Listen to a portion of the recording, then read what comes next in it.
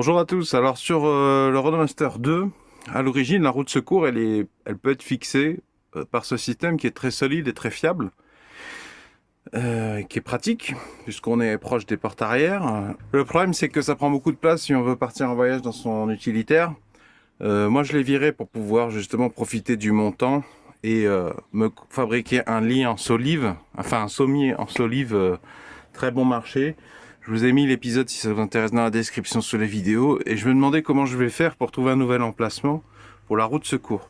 Je vous montre ce pourquoi j'ai opté. Alors moi j'avais déjà des sangles qui sont des sangles 10 kg que j'avais trouvé sur Amazon. Je sais pas si vous en souvenez, mais j'utilisais ces sangles pour suspendre un lit, une place à ces barres en métal à l'origine. Donc je sais qu'elles sont solides puisqu'elles m'avaient permis d'offrir un lit à ma compagne qui fait plus de 60 kilos quand même, plus le poids du sommier. Et donc voilà le choix pour lequel j'ai opté. Ça prend beaucoup moins de place. Enfin, c'est assez optimisé, je trouve. J'ai deux sangles. En termes de solidité, on est bon. Tout en sachant que l'ensemble de place, il est fixé à la carcasse en métal. Je le montre dans l'épisode dédié à la fabrication du sommier. Bon, par contre, je vous cache pas que c'est assez physique, surtout quand on est seul et sans outils, sans cric. C'est assez compliqué de positionner la roue en contact ferme avec et la paroi ici pour pas que ça bouge en roulant et le sommier. Donc pensez-y, prévoyez soit d'être deux, soit d'avoir un cric parce que pour serrer vraiment fermement, de manière à ce que ça bouge pas, c'est exigeant physiquement quoi. Et puis faut se contorsionner pas mal. Voilà où j'en suis arrivé pour le moment. Ça bouge vraiment plus, mais je vais voir dans le temps, vraiment en conditions réelles, en roulant. J'ai pas encore testé en conditions réelles. Je vous mettrai mes commentaires dans la description sur les vidéos. Et là, j'ai prévu de mettre un deuxième matelas, une place.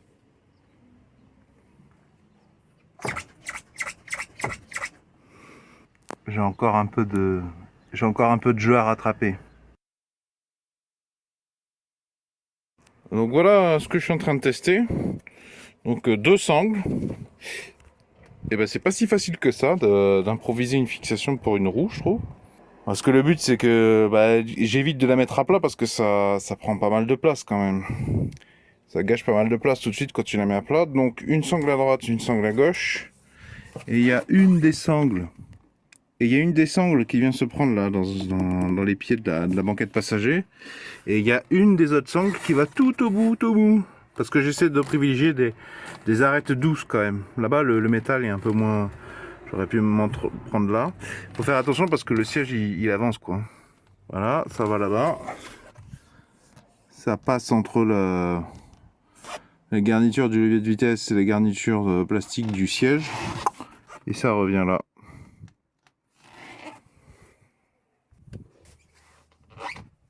Parce qu'il faut pas que ça gêne le fonctionnement du frein à main. Et le frein à main, voilà, il est déjà bien serré.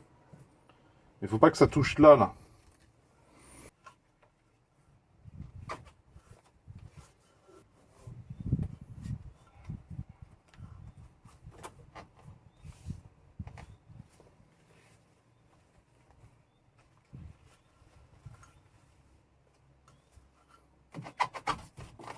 Bon, il y a un effet qui se coule, c'est que j'aime bien mettre des trucs là. Là, ce sont les rampes en bois, les marchepieds en bois que j'avais fabriqués pour le véhicule, pour des cales, pardon, des cales en bois pour les roues. Et ben, quand il n'y a pas un truc là, ça part, ça a tendance à partir dans la cabine, mais là, ça fait une petite cloison qui permet de caler des trucs là. Pas mal.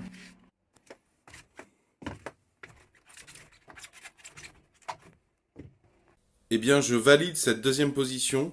Comme ça tient très très bien. Là, mon retour d'expérience est basé sur plusieurs mois d'utilisation assez régulière, mixte, c'est-à-dire tantôt van life et boondocking, pardon, tantôt voyage en camionnette aménagée ou tantôt utilisation de l'utilitaire comme un véhicule de travail.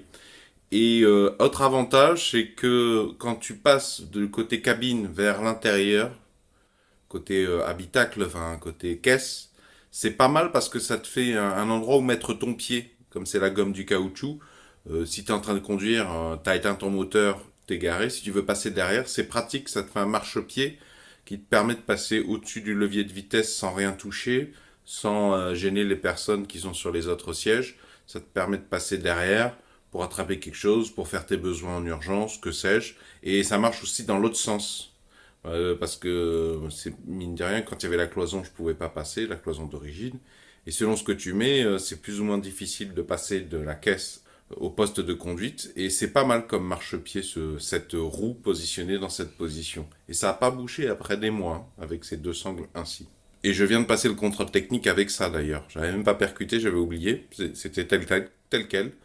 Le contrôleur technique ne m'a rien dit et c'était le contrôle technique complet. C'était pas juste le complémentaire pollution entre deux gros contrôles techniques. Si vous avez apprécié ce sujet, pouvez-vous mettre un pouce vers le haut, s'il vous plaît? Pouvez-vous mettre un j'aime? Si vous aimez les solutions aux milliers de problèmes de la vie quotidienne, eh bien, je vous invite à vous abonner à la présente chaîne YouTube. Vont s'afficher à l'écran un rond et un rectangle. Le rond, vous cliquez dessus, ça vous abonne gratuitement à la présente chaîne YouTube. Quant au rectangle, si vous cliquez dessus, ça vous amènera vers tous mes épisodes dédiés uniquement au voyage en camionnette aménagée, ce qu'on appelle la van life ou même le boondocking.